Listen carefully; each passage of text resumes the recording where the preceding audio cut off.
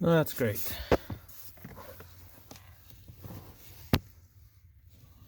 Cable, the hood latch release broke. Okay, here's the temporary fix for the hood latch. See what I got going on here. I drilled a hole so the end of the cable could come through, and then I used a Dremel to cut a little channel in there so the cable can go down. See a little bit back here.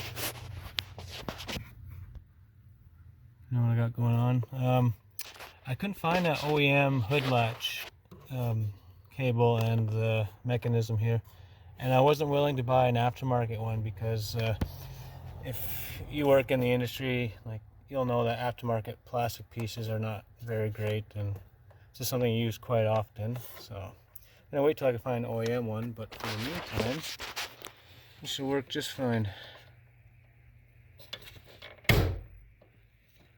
Perfect.